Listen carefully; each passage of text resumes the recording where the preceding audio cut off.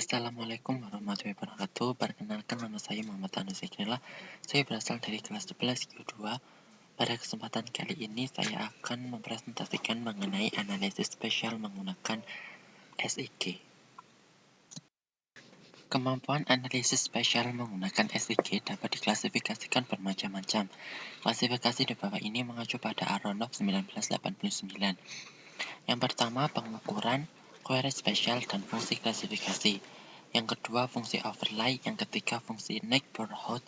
Yang keempat, fungsi network. Dan yang kelima, fungsi 3 dimensi analis. Yang pertama, pengukuran, query spesial, dan fungsi klasifikasi. Fungsi ini merupakan fungsi yang mengeksplor data tanpa membuat perubahan yang mendasar dan biasanya dilakukan sebelum analisis data. Fungsi pengukuran mencakup pengukuran jarak suatu objek, luasan area baik itu 2 dimensi atau 3 dimensi.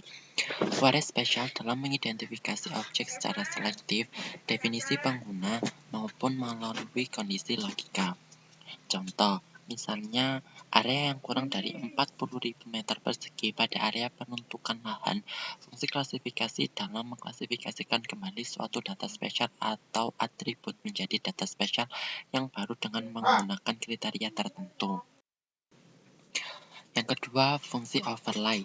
Fungsi ini menghasilkan data spesial baru dari minimal 2 data spesial yang menjadi 2 data spesial yang menjadi masukannya.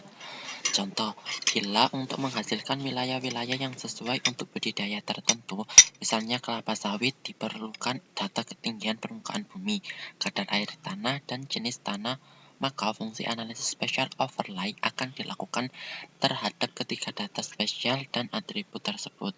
Prinsip overlay dapat dilihat pada gambar di bawah ini. Yang ketiga, fungsi neighborhood. Salah satu yang terdapat dalam klasifikasi adalah buffering. Fungsi ini menghasilkan data spesial baru yang berbentuk poligon atau area dengan jarak tertentu dari data spesial yang menjadi masukannya. Data spesial titik akan menghasilkan data spesial baru yang berupa lingkaran-lingkaran yang mengelilingi titik-titik pusatnya. Untuk data spesial garis akan menghasilkan data spesial baru yang berupa poligon-poligon yang melingkupi garis-garis. Demikian pula untuk data spesial poligon berupa poligon-poligon yang lebih besar dan konsentris. Yang keempat adalah fungsi network. Fungsi network merujuk pada data spesial titik-titik atau garis-garis sebagai suatu jaringan yang tidak terpisahkan. Fungsi ini sering digunakan di dalam bidang-bidang transportasi, hidrologi, dan utility. Misalnya aplikasi jaringan kabel listrik, komunikasi, pipa minyak dan gas, air minum, saluran pembuangan. Sebagai contoh dengan fungsi analisis spesial network untuk menghitung jarak terdekat antara dua titik menggunakan jarak selisih absis dan ordinat titik awal dan titik akhirnya. Yang kelima adalah fungsi 3 dimensi analis. Fungsi 3 dimensi terdiri dari sub-sub fungsi yang berhubungan dengan presentasi data spesial dalam ruang 3 dimensi. Fungsi analisis spesial ini banyak menggunakan fungsi interpolasi. Sebagai contoh, untuk menampilkan data spesial ketinggian, tata guna tanah, jaringan jalan, dan utility dalam bentuk model dimensi, fungsi ini banyak digunakan. Dasar spesial overlay. Konsep dasar dari spesial overlay merupakan pengembangan atau aplikasi dari operasi matematika yang telah kita kenal dan pelajari bersama, dan kemungkinan sering kita temui atau digunakan dalam aktivitas sehari-hari. Jadi, pada konsep dasar dari spesial overlay sebenarnya sudah kita pelajari dalam bidang ilmu matematika, yaitu himpunan. Nah, kan dalam himpunan itu terdapat banyak sekali macam-macam himpunan, seperti himpunan bagian, irisan, terus himpunan semesta. Nah, pada yang pertama ini interseksi atau irisan. Interseksi adalah suatu operasi spesial untuk menentukan area atau ruang yang merupakan irisan dari dua area atau poligon. Sebagai contoh, layar A poligon dengan informasi tekstur tanah liat, layar B poligon dengan informasi pH lebih dari 7. Misal, tentukan area yang memiliki tekstur tanah liat dan pH lebih dari 7. Daerah yang diarsir pada ilustrasi di bawah ini menunjukkan area yang dicari. Nah, jadi bisa kita lihat di bawah ini. Yang kedua adalah gabungan atau union.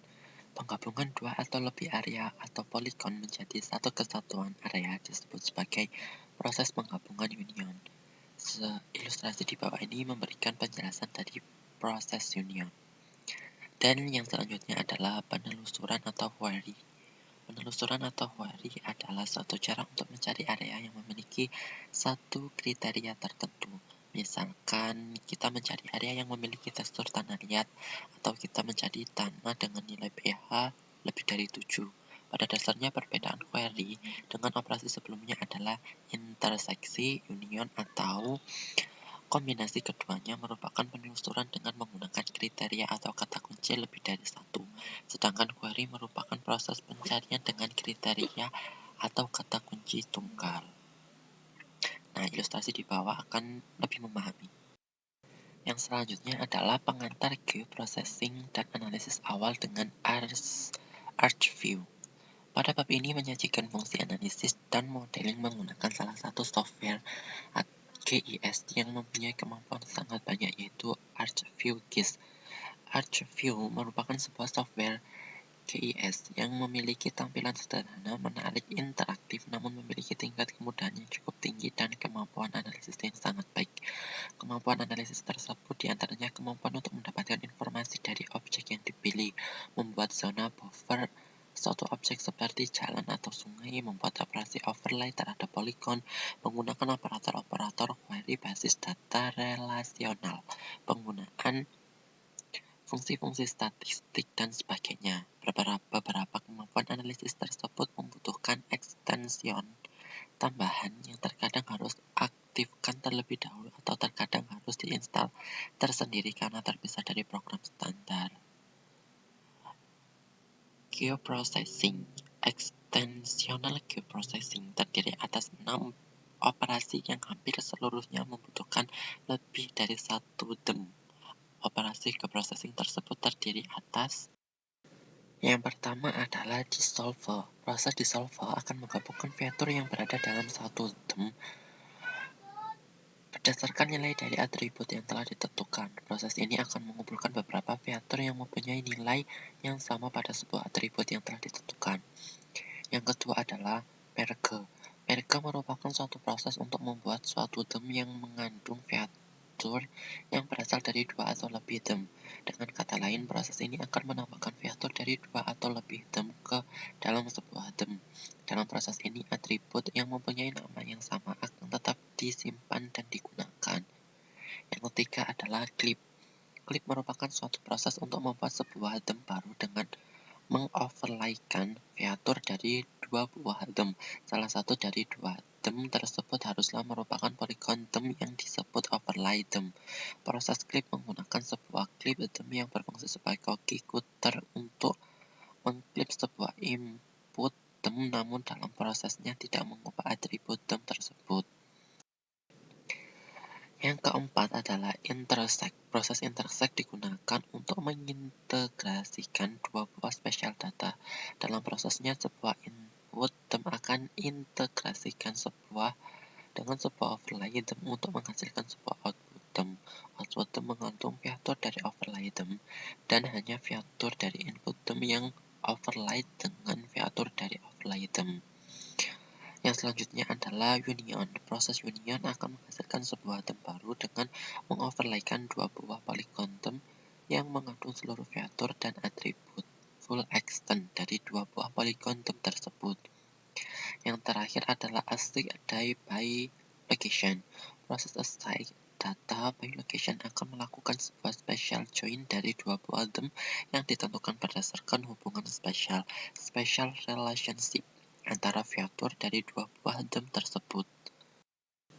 Yang selanjutnya adalah analisis spesial.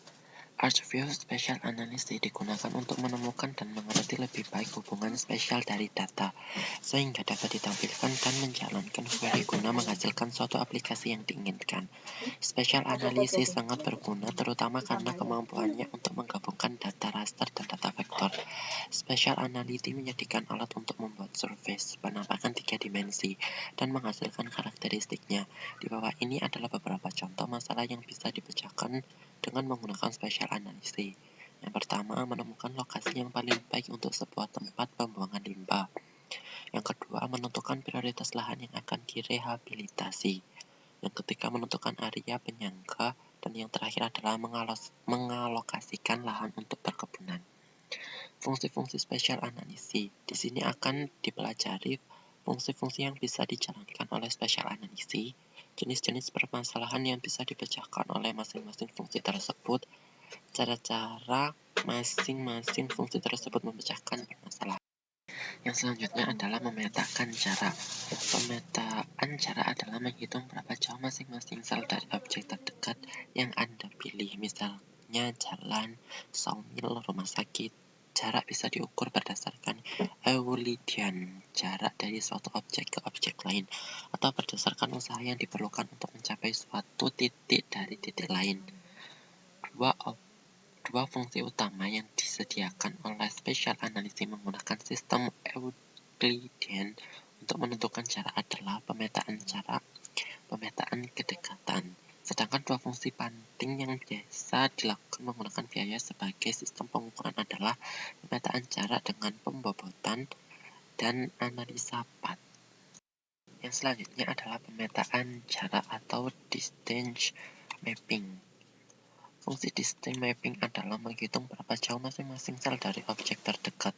Dalam analisa jaringan sosial berikut ini, dihitung jarak masing-masing sel ke desa terdekat dengan mengasumsikan bahwa desa yang berjarak 3 km penduduk berinteraksi satu sama lain. Anda bisa membuat peta kontur dengan interval 3 km dari peta jarak di halaman berikut. Beberapa pengguna pemetaan jarak. Yang pertama, menentukan jarak ke pasar terdekat untuk pemasaran hasil pertanian atau hasil hutan. Yang kedua, menentukan apakah letak rumah sakit yang akan dibangun paling optimum dalam melayani sebagian besar penduduk di area tersebut. Yang ketiga, memperkirakan daerah-daerah yang rawan banjir. Yang selanjutnya adalah pemetaan kedekatan atau proximity mapping. Dalam proximity mapping, masing-masing sel diisi atau diberi nilai dengan objek terdekatnya. Objek terdekat ditentukan berdasarkan jarak Euclidean. Pada contoh di bawah ini mengenai pembagian wilayah desa, proximity mapping menentukan pemukiman mana yang paling dekat dengan masing-masing sel. Beberapa penggunaan proximity mapping memetakan teritori dan kesatuan resor pemangkuan hutan. Yang kedua, mengalokasikan pelayanan kesehatan terdekat untuk masing-masing desa. Selanjutnya, fungsi analisa pemukiman atau surface analysis function. Analisis surface merupakan sebuah analisis terhadap kelas data yang digunakan untuk mempresentasikan continuous spatial phenomena.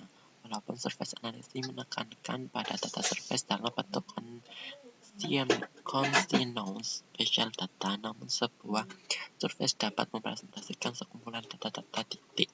Analisis surface secara umum akan menganalisis distribusi dari suatu variabel yang dipresentasikan dalam bentuk dimensi ketiga dari sebuah data spesial. Yang keempat adalah intersect. Proses intersect digunakan untuk mengintegrasikan dua buah spesial data. Dalam prosesnya, sebuah input term akan integrasikan dengan sebuah overlay term untuk menghasilkan sebuah output term. Output term mengandung fiatur dari overlay term dan hanya fiatur dari input term yang overlay dengan fiatur dari overlay term. Yang selanjutnya adalah union. Proses union akan menghasilkan sebuah term baru dengan mengoverlaykan dua buah polygon term yang mengandung seluruh fiatur dan atribut full extent dari dua buah polygon term tersebut. Yang terakhir adalah ASCII by location. Proses ASCII data by location akan melakukan sebuah special join dari dua buah term yang ditentukan berdasarkan hubungan special relationship antara fiatur dari dua buah term tersebut.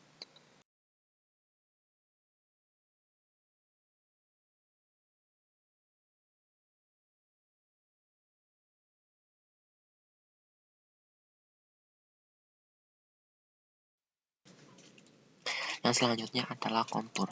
Fungsi kontur menghasilkan sebuah zoom line. Nilai dari masing-masing garis adalah sebuah lokasi yang bersebelahan dengan tinggi, besaran, atau konsentrasi nilai apapun yang sama pada template input. Fungsi ini tidak menghubungkan pusat-pusat sel, melainkan menginterpolasi sebuah garis yang menghubungkan lokasi-lokasi dengan besaran yang sama. Garis-garis ini akan dihaluskan sehingga sebuah surface contour yang realistik akan dihasilkan. Kontur merupakan sebuah featur dalam bentuk garis yang menghubungkan lokasi dalam bentuk titik yang menghubungkan nilai Z yang sama. Secara umum, kontur dapat menggambar kondisi kelerengan suatu daerah. Semakin rapat garis kontur, biasanya semakin tinggi slope atau kemiringan lereng. Yang selanjutnya adalah hillside. Fungsi hillside digunakan untuk memprediksi iluminasi sebuah surface untuk kegunaan analisa ataupun visualisasi. Untuk analisis, hillside dapat digunakan untuk menentukan panjangnya waktu dari intensitas matahari pada lokasi tertentu. Contoh penggunaan analisis hillside menggunakan input. Beberapa aplikasi hillside: eksplorasi bagaimana korelasi antara laju pertumbuhan tanaman dengan posisi matahari.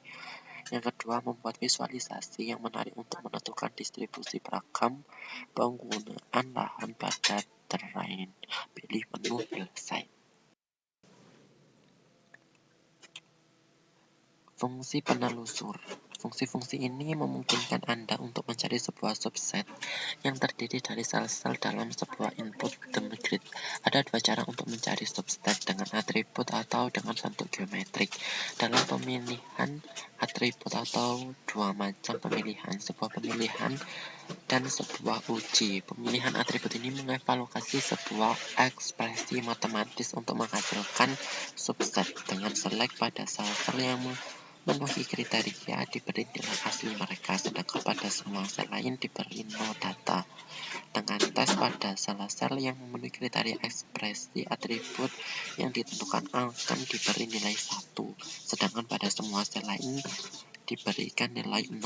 Sebagai contoh, untuk seleksi atribut, cari semua sel dengan elevasi 10.000 meter atau lebih. Tujuannya semua sel yang mempunyai populasi 50 orang atau kurang, dan tunjukkan semua sel yang lebih jauh dari 500 meter dari jalan. Beberapa aplikasi fungsi pemilihan: tunjukkan semua aspek yang menghadap ke selatan. Cari semua sel dalam radius 2000 meter dari sungai.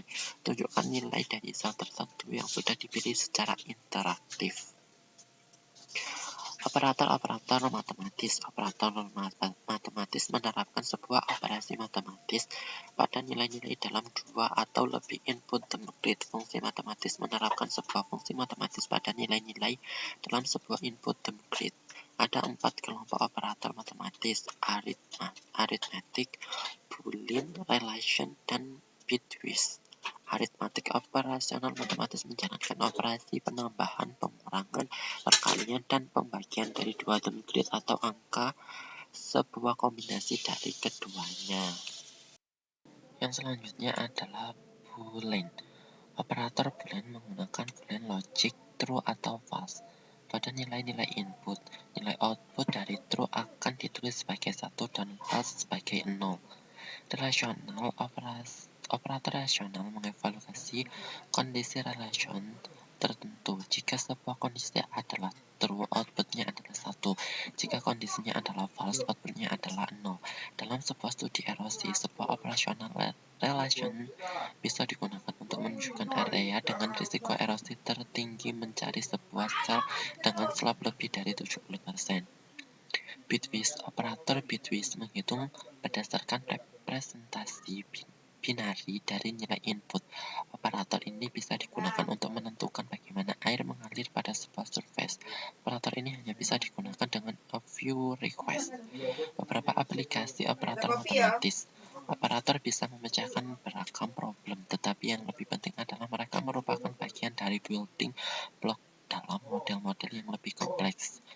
Hitung sedimen yang tertimbun di sungai selama periode 5 tahun. Tentukan lokasi yang ideal untuk sebuah sambil bank konservasi atau kompleks perkantoran. Yang ketiga, perkirakan potensi kayu pada luasan hutan yang dihitung dengan mengalihkan faktor yang diperoleh dari plot contoh dengan tipe vegetasi yang berbeda. Fungsi-fungsi matematis. Ada 4 kelompok fungsi matematis, yaitu logarit, arit, trigonometrik, dan powers. Logarit. Fungsi logarit menghitung nilai eksponensial dan logarit dari input term grid dan angka. Fungsi perhitungan eksponen dengan basis x, basis 10, x10, dan basis 2. Logaritma natural, basis 10, dan basis 2, atau log 2. Yang kedua adalah aritmetik. Ada 4 fungsi aritmetik. Fungsi abs menghitung nilai absolut dari sebuah input term grid. 2 fungsi pembulatan, cell dan floor, mengubah nilai desimal menjadi angka bulat. Trigonometrik. Fungsi trigonometrik menjalankan beberapa perhitungan trigonometrik pada sebuah input term grid. Pada map kalkulator tersedia fungsi sinus, kosinus, tangen, inverse sinus, inverse kosinus, dan inverse tangen. Powers. 3 fungsi powers disediakan oleh special anality, yaitu akar kuadrat, kuadrat, atau pangkat yang lain. Fungsi-fungsi lokal statistik. Ada 2 macam fungsi lokal statistik, yaitu fungsi yang diterapkan pada beberapa term grid dan fungsi yang diterapkan pada beberapa term grid relatif terhadap sebuah angka atau terhadap sebuah input term grid lain. Fungsi between grid terms memerlukan beberapa term grid sebagai input untuk menghitung sebuah statistik dari masing-masing sel berdasarkan pada nilai-nilai untuk lokasi yang sama di antara input. Fungsi relative to grid terms memerlukan beberapa term grid sebagai input dan sebuah tambahan input berupa term grid atau angka sebagai perbandingan dengan nilai-nilai input term grid. Yang selanjutnya adalah fungsi zonal. Fungsi statistik zonal menghitung sebuah nilai statistik dalam masing-masing zone. Fungsi ini memerlukan 2 input term. Yang pertama, sebuah term grid yang mendefinisikan nilai-nilai yang akan digunakan dalam perhitungan. Yang kedua, menentukan dalam zona mana masing-masing sel terdapat. Fungsi geometrik untuk zonal menghitung sebuah atribut geometrik tertentu untuk masing-masing zone dalam sebuah input term grid. Yang selanjutnya adalah fungsi tabulasi area, menghasilkan sebuah tabulasi silang dari masing-masing zone atau 2 input term. Yang selanjutnya adalah fungsi zonal fill, memakai nilai-nilai dari suatu input term grid untuk mengisi masing-masing zone yang ditunjukkan pada input term grid kedua. Yang selanjutnya adalah fungsi pengubah resolusi. Sebagai contoh untuk fungsi yang mengubah resolusi dari term grid yang sudah ada, kita mengambil term grid tutupan lahan yang mempunyai resolusi 30 meter, sedangkan semua term yang lain mempunyai resolusi 50 meter. Untuk membuat semua grid tertutup lahan akan kita ubah menjadi 100 meter. Sebuah term grid biasanya diubah dari sel berukuran kecil menjadi sebuah berukuran besar. Sebaliknya, mengubah ukuran sel menjadi kecil tidak meningkatkan akurasi data karena spesial analisis hanya mengestimalisasi nilainya. Dua prinsip utama untuk menentukan nilai ketika mengubah resolusi dari sebuah term grid adalah interpolase dan aggregation.